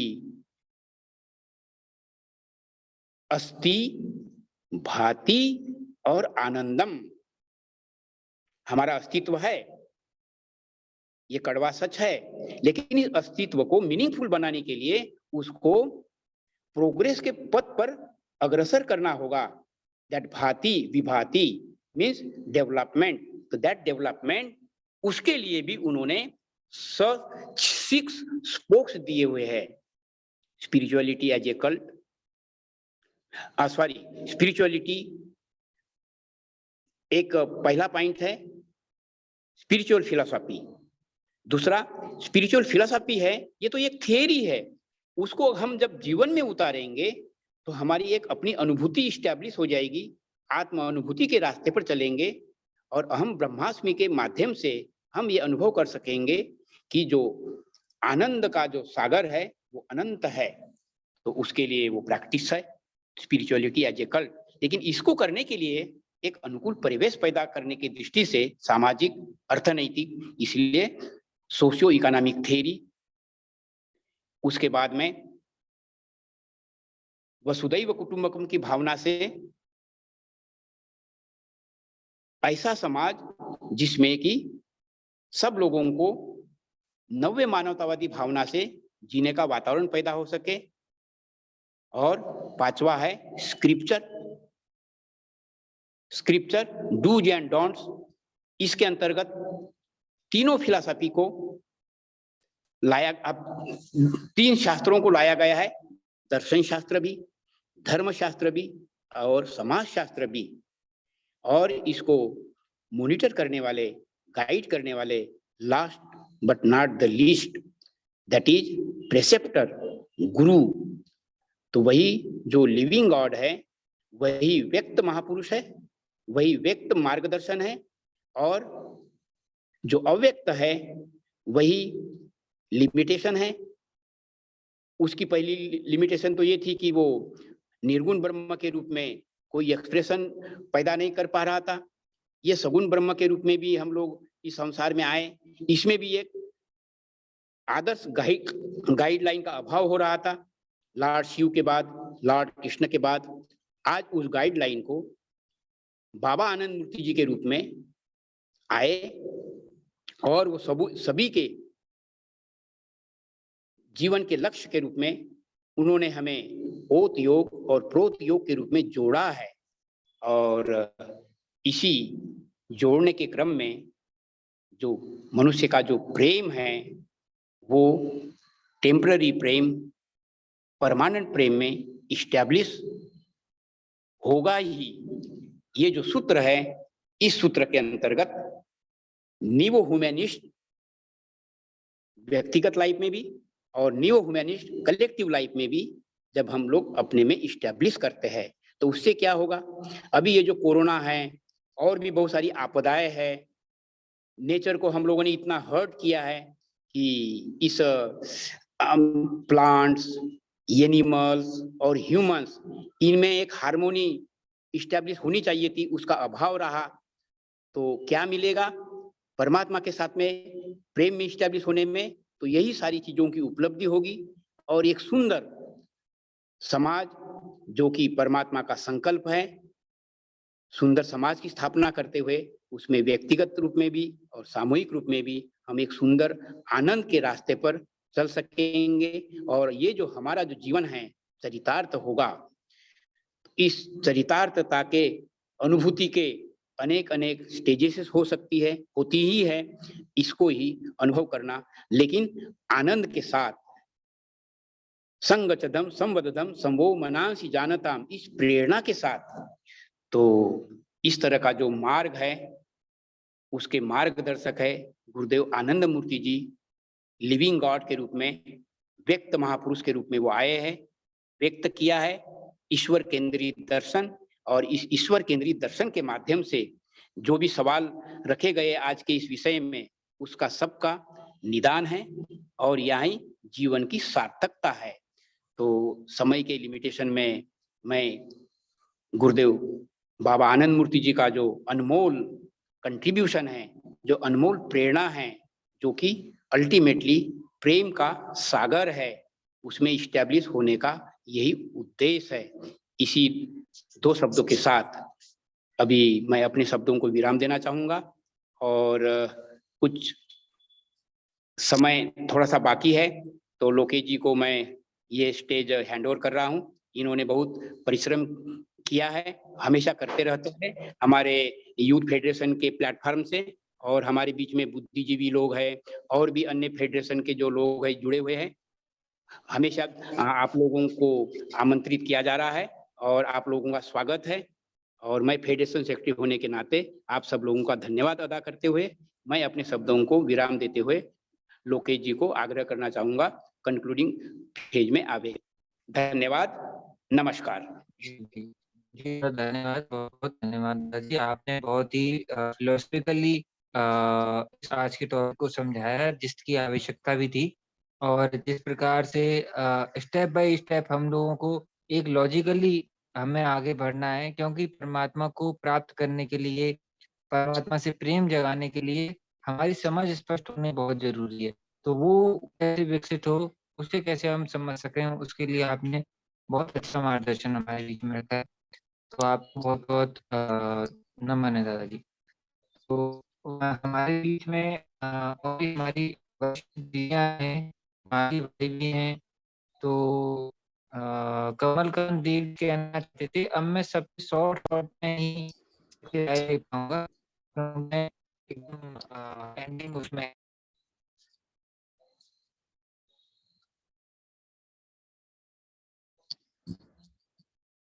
भी वरिष्ठ अच्छी दीदियाँ हैं, माली भी हैं, और तो मैं चाहता हूँ कि हम प्राप्त करें। तो दादा तुम क्या दादा आप कुछ कह रहे हैं तो माइक म्यूट कर लीजिए, आपका भी माइक म्यूट हुआ है।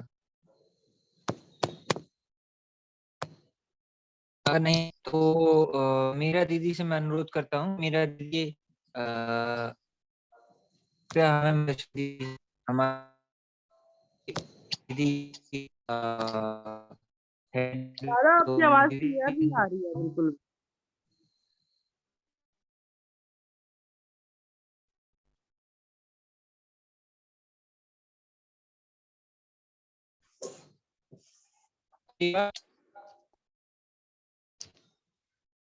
सुनिए,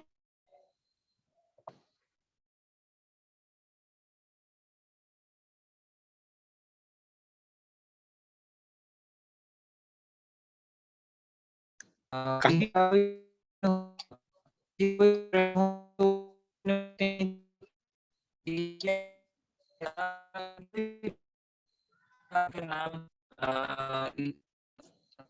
तो कोई कोई है जो अपना कुछ भी कहना चाहते हैं। कुछ आवाज क्लियर नहीं हो रही है, ठीक कर लीजिए अपने माइक को।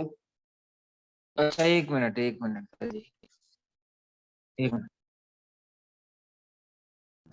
हाँ, आप मेरी आवाज आ रही है? हाँ, मेरी आवाज आ रही है? जी दादाजी आपकी आवाज आ रही है। हाँ हाँ हाँ। तो हमारे बीच में कोई अपनी बात रखना चाहते हैं तो कृपया अपनी बात रखें।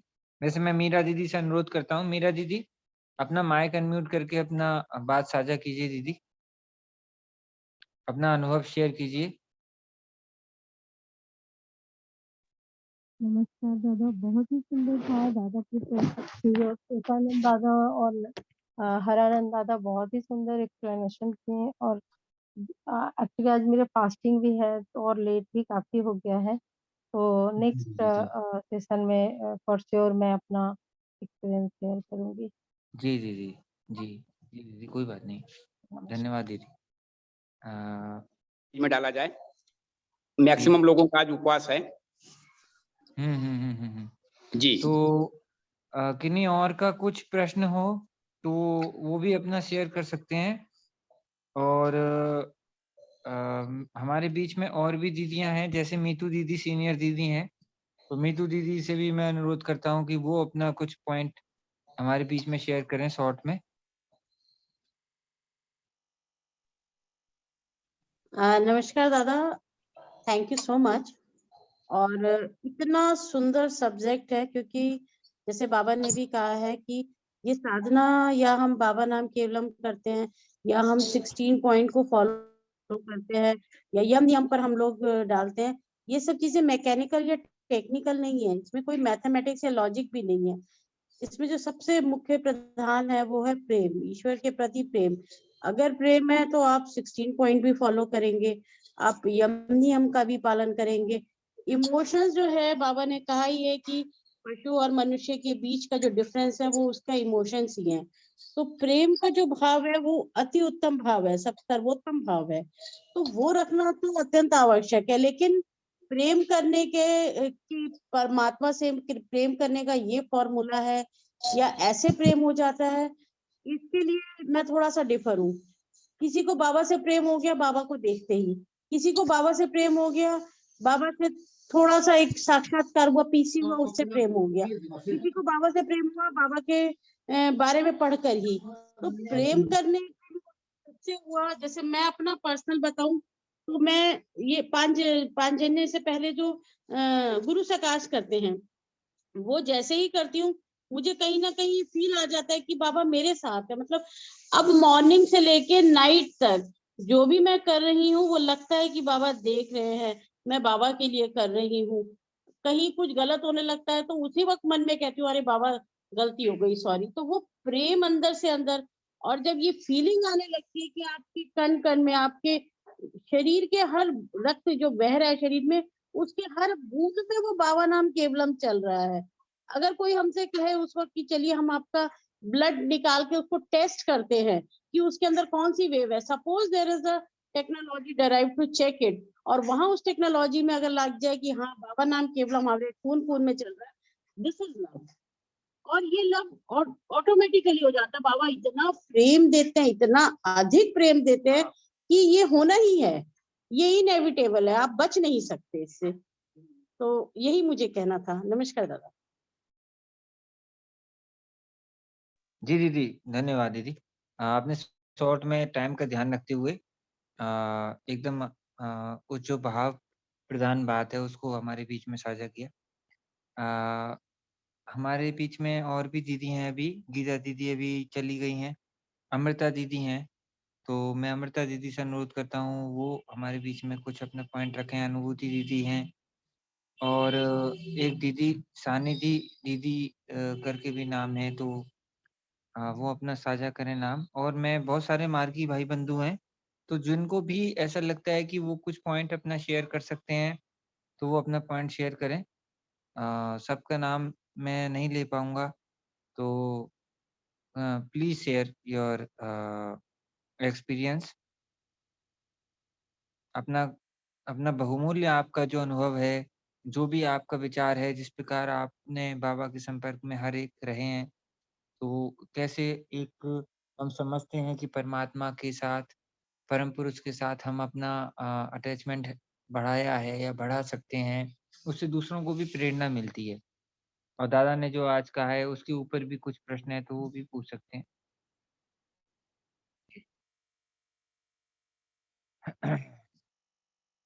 ठीक है, तो हम लोग वैसे कंक्लूडिंग उसमें प्रोसेस में हैं, तो फिर हम इसको नमस्कार दादा। कंक्लूड।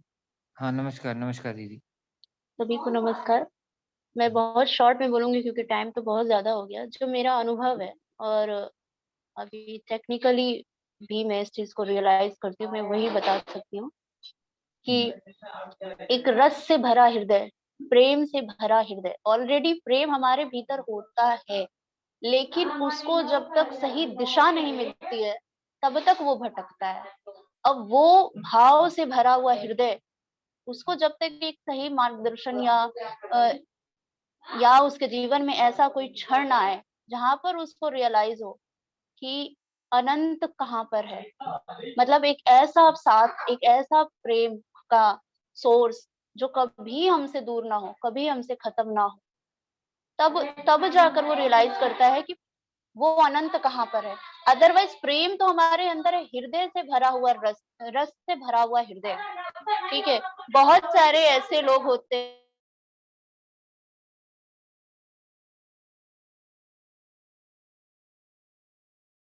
दीदी नेटवर्क का कुछ इशू है शायद, आवाज आपकी वो हो गई, म्यूट हो गई शायद हाँ, माइक। हाँ तो ये चीज है, अगर सीधी सी बाबा ने बोला ये, जब तक आपकी मानसिक चेतना मणिपुर से ऊपर नहीं उठेगी और आपका अनाहत में प्रवेश नहीं करेगी, तब तक आपके अंदर वो प्रेम की चाहत, चाहे वो परमात्मा के लिए हो चाहे किसी इंसान के लिए हो, वो नहीं जगता है।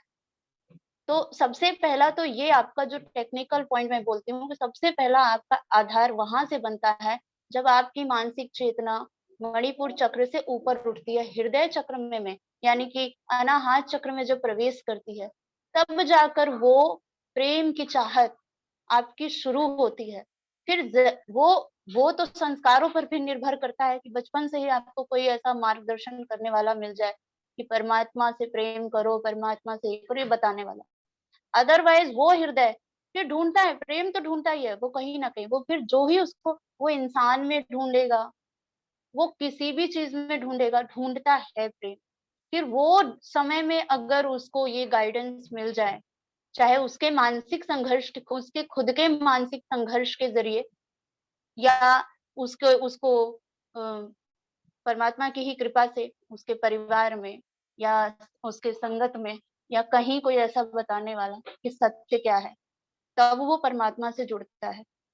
तो सबसे पहला पॉइंट तो मैं यही कहूंगी कि तब आपका मानसिक चेतना, आपकी मानसिक चेतना अनाहत चक्र में प्रवेश करती है, यानी मणिपुर चक्र से आप ऊपर उठते हैं, चाहे वो कई जन्मों के संघर्ष के थ्रू या इसी जन्म के संघर्ष के थ्रू में, जब आपके मानसिक संघर्ष के कारण आपकी मानसिक चेतना इससे ऊपर उठती है, तब आपके हृदय में, और आपका हृदय रस से भरा हो, तब आपके हृदय में प्रेम की चाहत जगती। और डायरेक्शन की ऐसा नहीं कि तुरंत ही इंसान परमात्मा से जुड़ जाता है, ऐसा नहीं होता है। वो कई जन्मों की आपका संघर्ष रहा होगा तो हो सकता है। कुछ लोग बचपन से ही वो चाहते हैं, भक्ति में उनका शुरू से, लेकिन तब भी भटकते हैं। कभी यहाँ भटके, वहां नहीं संतुष्टि मिली, वहां भटके, वहां नहीं संतुष्टि मिली, उसमें चले गए, वहां ज्वाइन किया, उसमें संतुष्टि नहीं मिली, उनको वो चाहिए। ठीक है, तो वो कई जन्मों का संघर्ष है कि किसी को शुरू से बचपन से ही वो चाहत हो जाए, और किसी का इस जन्म में। तो बस मुझे यही कहना है दादा। और संघर्ष के थ्रू ही जब आप उठते हैं, तब आपके अंदर वो अनंत की चाहत होती है, और उसकी शुरुआत कहीं से भी हो सकती है। और ठीक है दादा, मैं इस समय में शायद इतना ही बोल सकती हूँ। थैंक यू, नमस्कार। नमस्कार दीदी, नमस्कार दीदी, बहुत अच्छा आपने दीदी एकदम जो है ना प्रैक्टिकल जैसा लॉजिकल जैसी बात आपने कही है। और जैसे हन्नानंद दादा ने हमारे बीच में साझा किया था, उसी तरीके से आपने शेयर किया है। तो अभी मैं और भी हमारे बीच में भाई बंधु हैं, दीदी दादा हैं, तो मैं उनसे अनुरोध करता हूँ कि अपना लास्ट में अपना कुछ पॉइंट रखें, अन्यथा मैं अपना वाणी को कुछ बातें अपनी रखता हूँ वाणी के माध्यम से, फिर हम इसको कंक्लूड करेंगे। जैसा कि अभी हमने पूरा सेशन को समझा, आज के टॉपिक को समझा, हन्नानंद दादा ने, प्रियतोषानंद दादा ने, दीदी ने, मीतू दीदी ने, और अनुराधा दीदी ने, और अभी हमें अमृता दीदी ने, सबने बताया कि अभी अनुभूति दीदी कुछ कहना चाहती। मैं दीदी थोड़ा सा कुछ कह देता हूँ, फिर आप अपना माइक अनम्यूट कर लीजिएगा। तो हम लोगों ने एक बात को समझा कि जैसे हम कोई काम करने जाते हैं, हम प्रेम करना चाहते हैं। प्रेम का मतलब बाबा ने कई जगह बताया है कि प्रेम का मतलब ये नहीं है किसी मोह, किसी भाव में बह जाना, बिना विवेक को पैदा किए किसी चीज के प्रति आकर्षित हो जाना। प्रेम का मतलब ये नहीं है। प्रेम का मतलब क्या है कि हमें, जैसे बाबा ने इतना सारा साहित्य क्यों लिखा? यदि हम अगर अंध होकर हम किसी चीज के प्रति बह जाते या किसी चीज के प्रति लगाव रख लेते, तो वो प्रेम नहीं है ना। अगर ऐसा होता तो बाबा को इतना साहित्य क्यों देना पड़ता? साधना के साथ में इतना बाबा ने दर्शन दिया, इतना लॉजिकल माइंड हमारे विकसित करने के लिए कहा। साधना, स्वाध्याय और यम नियम में बाबा ने कहा यम नियम सबसे इम्पोर्टेंट है। साधना यम नियम के बिना नहीं हो सकती, और यम नियम में भी कितनी सारी चीजें, लगती हैं वो छोटी छोटी चीजें, 10 चीजें, लेकिन अगर उन्हें एलोबरेट करते हैं तो वो इतना बड़ी हो जाती हैं, जिसके माध्यम से हमें समझ में आता है कि हाँ, कि हम इनके माध्यम से ही वास्तविकता को समझ सकते हैं।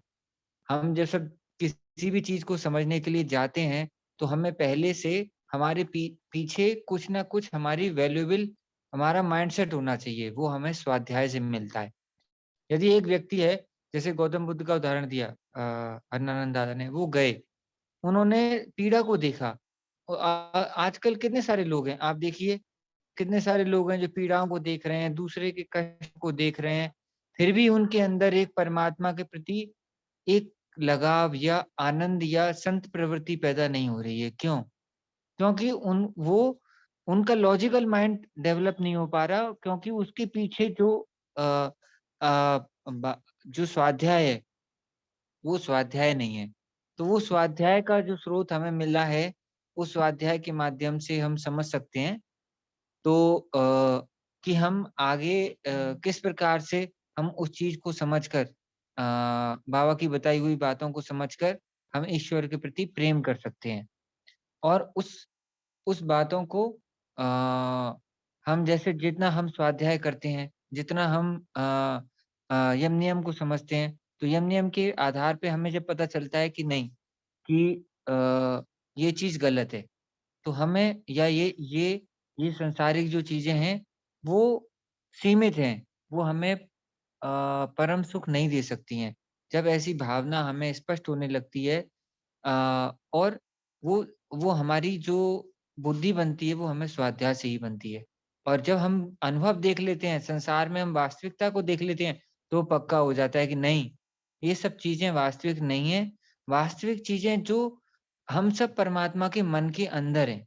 और जब सब कुछ उनके मन के अंदर है, तो सब कुछ हमारी साँस, हमारी हर प्रक्रिया उनके माध्यम से हो रही है। तो हर चीज़ हमें ये महसूस होने लगती है कि ये सब कुछ जो हो रहा है, ये तो उनकी ही इच्छा से हो रहा है। तो मैं भी तो उनकी इच्छा का एक पात्र हूँ। तो मैं क्या अपने आप को सोचने में लगाऊँ? और जो मेरे अंदर ये नेगेटिविटी जो पैदा हो रही है, ये नेगेटिविटी अ पैदा होगी, फिर भी उन्होंने ऐसी व्यवस्था बनाई है कि उन्होंने अगर मैं कुछ नेगेटिव भी करता हूँ, गलत भी करता हूँ, तो फिर भी परमात्मा इतने दयालु हैं, इतने कृपानिधान हैं कि अगले जन्म में वो हमें याद नहीं रहता। वो हमारे कष्टों के माध्यम से वो क्षय हो जाता है, फिर वो अपने बेटी-बेटियों को उसको दूर करते हैं, फिर वो उस स्टेज में उसे लेके आते हैं कि नहीं, चलो तुम फिर दोबारा से अब मेरे पास आ सकते हो। तो हमें ये समझना होगा कि हम किस प्रकार की उनकी लीला है, जितना ज़्यादा उनके सिस्टम को, उनकी लीला को हम समझते हैं, हमें आनंद आता है। और आखिरी बात ये है कि हर चीज़ को हमें समझने के लिए उनके हर एक चीज़ के नियम हैं। हर संसार में जो उन्होंने चीज़ बनाई है, उसकी हर एक की एक अनुकूलता है। तो कुछ चीज़ें जो अलग-अलग अनुकूलताएँ हैं, वो अलग-अलग अनुकूलताएँ हमें अलग-अलग लोगों के माध्यम से जाननी पड़ती हैं, अलग-अलग स्कॉलर्स के, ऋषियों के माध्यम से। तो हम हर उस ऋषि के संपर्क में रहें, हर उस ऋषि के साहित्य को अनुभव को हमेशा अपने स्वीकार करें, संकीर्ण मानसिकता ना रखें, क्योंकि हर एक व्यक्ति जिन्होंने परमात्मा तक पहुँचने का रास्ता बताया है कि परमात्मा तक पहुँचने के लिए भौतिक चीज़ों को किस प्रकार उपयोग किया जाए, उन सब चीज़ों को हम अपने ज्ञान कोश में रखें। तो ये इस प्रकार मुझे लगता है हम आगे बढ़ सकते हैं। हमारे बीच में गीता दीदी हैं, तो मैं गीता दीदी से अनुरोध करूँगा शॉर्ट में वो करें। मैं दीदी ज़्यादा नहीं बोल रहा हूँ, मैं थोड़ा-सा बस जो पूरा कंक्लूडिंग वो था, उसको मैं रखने की कोशिश कर रहा हूँ। तो दीदी से मैं अनुरोध दादा कर रहा शायद हूँ, आप इससे पहले और भी ज्वाइन किसी करिए। का नाम आया होगा, आप पहले देख लीजिए, किसी और का भी है तो पहले आप उनसे बात कर लीजिए। जी, जी, जी। तो हमारे बीच में एक अनुभूति दीदी थी, तो अनुभूति दीदी आप अपना मार्गदर्शन दीजिए दीदी। आपने हैंड रेज़ किया था।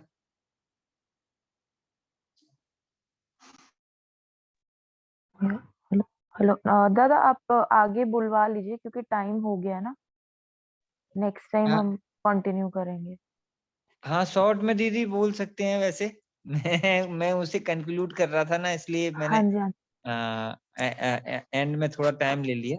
हाँ जी। तो अगर आप कुछ मिनट में अगर अपनी बात कहेंगे तो शॉर्ट में कह सकती हैं दीदी, कोई बात नहीं है। ओके। मतलब मुझे लगता है टॉपिक तो बहुत अच्छा है, लेकिन ये थ्योरेटिकल डिस्कशन से ज्यादा ये एक इंटरनल फीलिंग की चीज है कि किसका कितना प्रेम है परमात्मा के लिए, ये नापा नहीं जा सकता।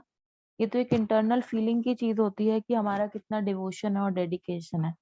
और पर्सनली मुझे ऐसा लगता है कि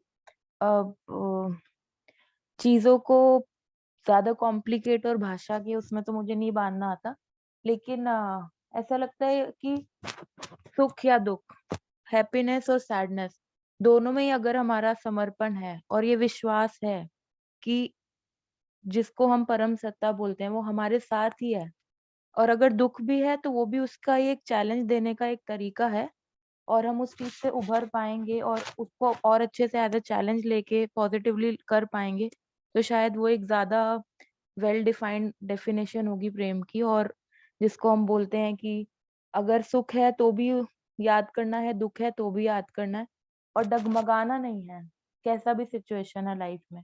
चैलेंजेस सबकी लाइफ में है, थोड़े किसी के ज्यादा, थोड़े किसी के कम, लेकिन अपना एक सिंगल माइंडेड डिवोशन होना चाहिए इंसान का। ये नहीं कि अगर लाइफ में चैलेंजेस आए तो हम ये सोचें कि बाबा मेरे साथ ही ऐसा क्यों कर रहे हैं।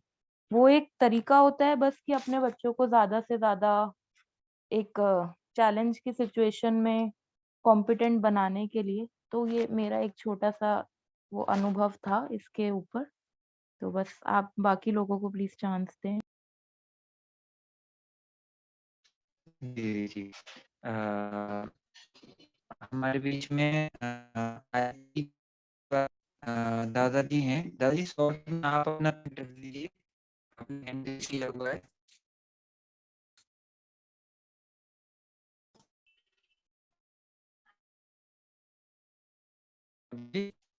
पा रहे हैं?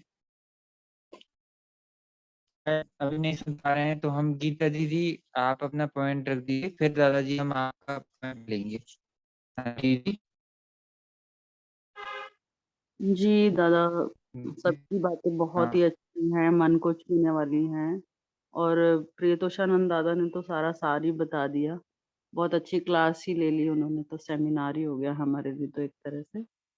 तो एक्चुअल में जब हम किसी भी रास्ते पर जब चलते हैं ना, तो जैसे कि हम बचपन से ही अपने परिवार में रहते हैं, तो परिवारों में हमें कुछ ना कुछ, किसी ना किसी देवी देवता को या किसी ना किसी धर्म का हर कोई पालन कर रहा होता है, और जो परिवार में बच्चे होते हैं वो भी उसी को फॉलो करते हुए आगे बढ़ते हैं।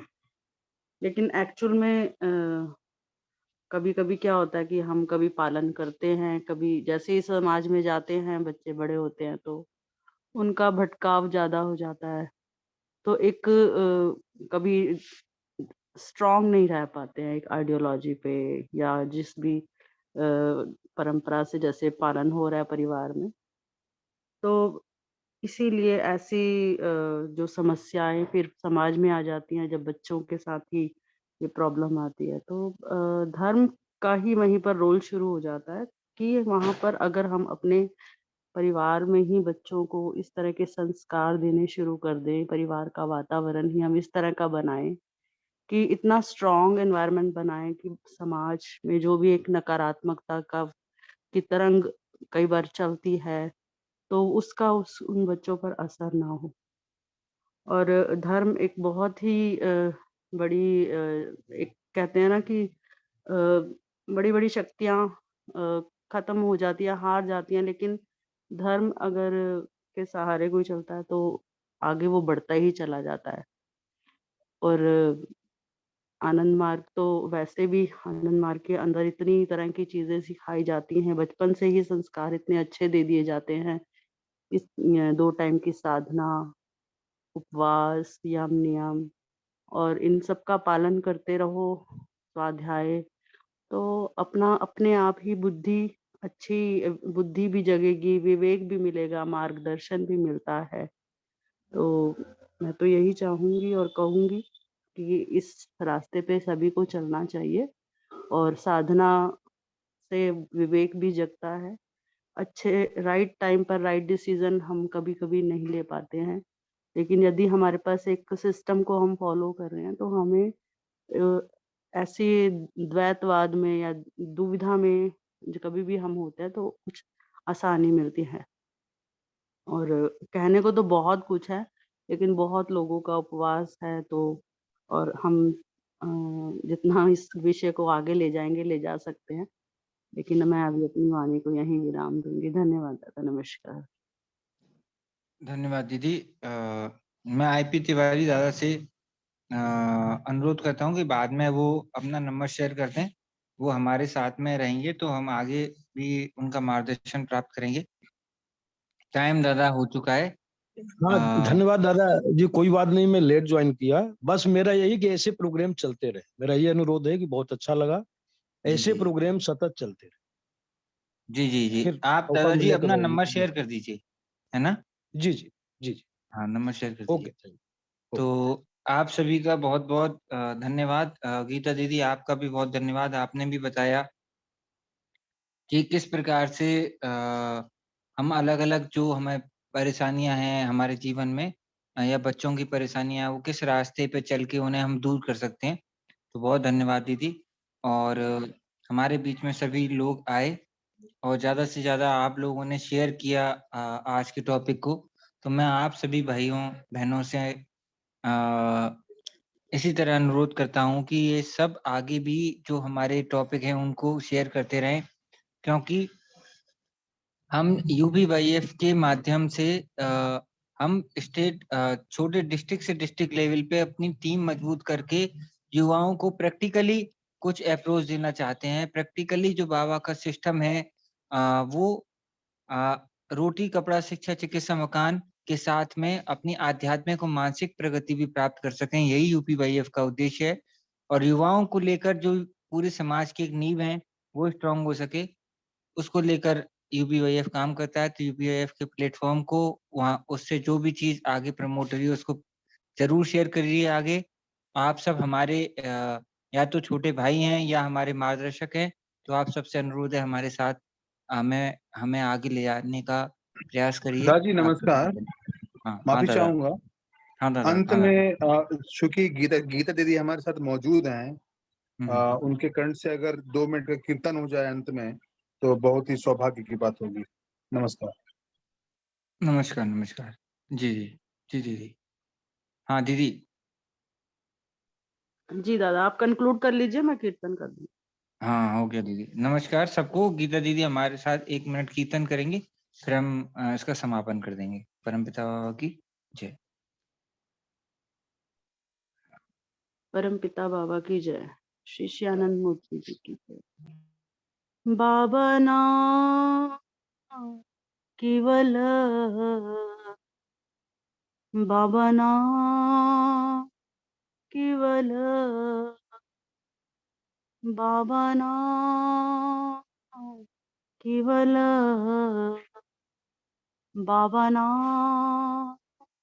बाबा नाम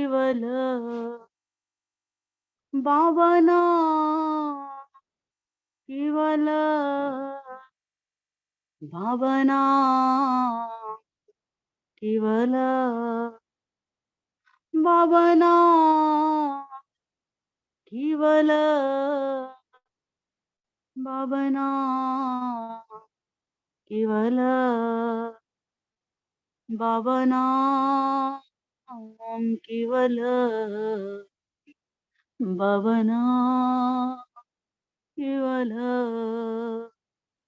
बाबा नाम केवल, बाबा नाम केवल, बाबा नाम केवल, बाबा नाम केवलम, बाबा नाम केवलम, बाबा नाम केवलम, बाबा नाम केवलम, बाबा नाम केवलम, बाबा नाम केवलम, बाबा नाम केवलम, बाबा नाम केवलम, बाबा नाम केवल, बाबा नाम केवल भावना केवल भावना केवल भावना केवल भावना केवल भावना केवल भावना केवल भावना केवल भावना केवल भावना केवल भावना केवल। परमपिता बाबा की जय, विश्व पिता बाबा की जय। जय परमपिता बाबा की जय। जय धन्यवाद।